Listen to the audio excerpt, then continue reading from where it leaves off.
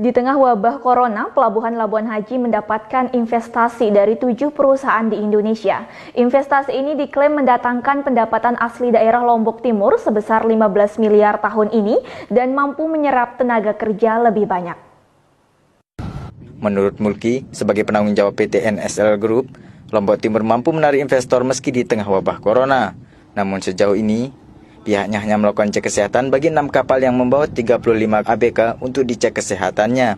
Mulki mengklaim dengan adanya investasi ini, pemerintah daerah akan mendapatkan PAD sebesar 15 miliar per tahun.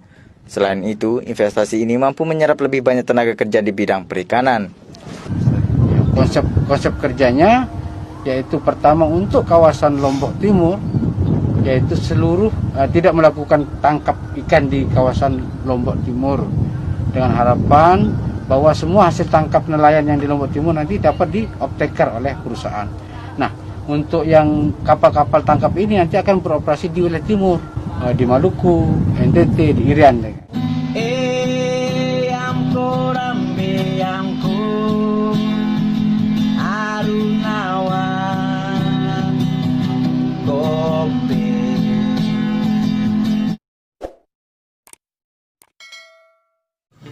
Assalamualaikum warahmatullahi wabarakatuh. Selamat sore, salam sejahtera untuk kita semua. Shalom.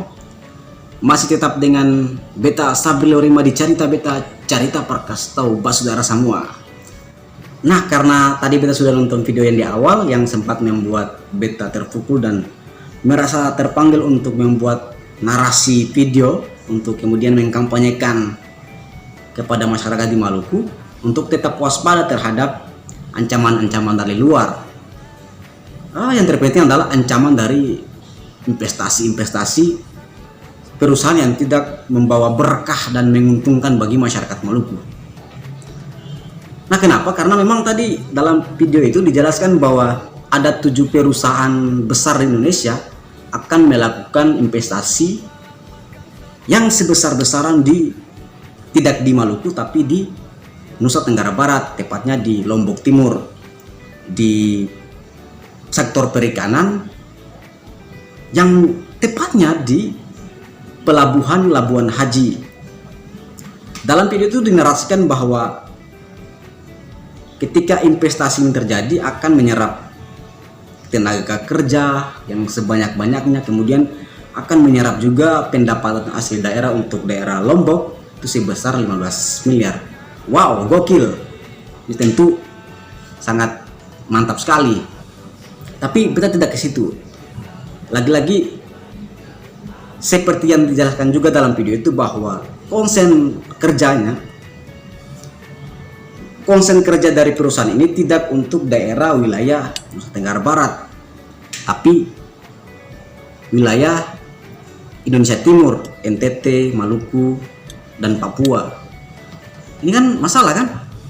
Jelas masalah karena memang daerah yang 92% lebih basisnya ada laut itu kemudian mau dikuasai oleh perusahaan lagi.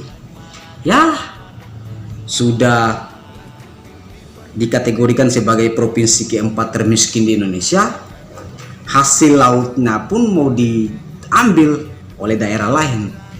Padahal kalau kita kaji bahwa pada 2019 kemarin itu kita sudah punya rancangan undang-undang kepulauan yang digagas oleh DPD, kemudian sudah diserahkan ke DPR untuk disahkan melalui proses legislasi nasional pada 2020. Katanya menurut Puan Maharani selaku Ketua DPR RI, dia mengatakan bahwa RUU daerah kepulauan ini akan masuk pada prolegnas 2020, itu prioritas. Dan hal lain juga dikatakan oleh Ketua Perancang Undang-Undang DPD RI John Peris yang juga selaku senator dari Maluku. Dia mengatakan bahwa bila RUU Kepulauan ini disahkan, daerah yang masuk dalam RUU ini ada 8 daerah kalau tidak salah, itu akan mendapatkan PAD sebesar 1,5 triliun. Dia bilang bahwa kalau bunyi miliar dia tidak sepakat, tapi bisa triliun. Karena apa? Dengan adanya RU Kepulauan ini bila disahkan, setiap daerah punya legislasi, punya legalitas, punya kebijakan untuk membatasi ancaman dari luar dengan kebijakan-kebijakan daerah yang dibuat, yang kemudian itu di backup oleh pusat sebagai central of Indonesia dalam membuat satu peraturan. Hasil dari RUD Kepulauan ini juga akan mendapatkan income yang cukup besar. Ya seperti yang tadi dibilang oleh John Perez itu kan, 1,5 triliun kalau per tahun kita bisa pakai buat bangun sekolah, bangun infrastruktur, bangun fasilitas-fasilitas kebutuhan hidup masyarakat di Maluku. Ini kan sangat baik, tapi pada intinya mungkin kita masih dalam masa wabah Covid, sehingga DPR RI kemudian masih tidak konsen untuk membahas itu. Namun diharapkan secepatnya harus dibahas agar kemudian Maluku bisa membatasi akses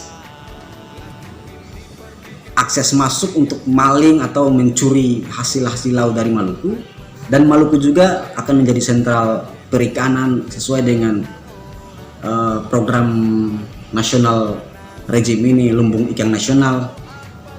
Nah, kita pikir ini kita harus terus mendiskusikan ini.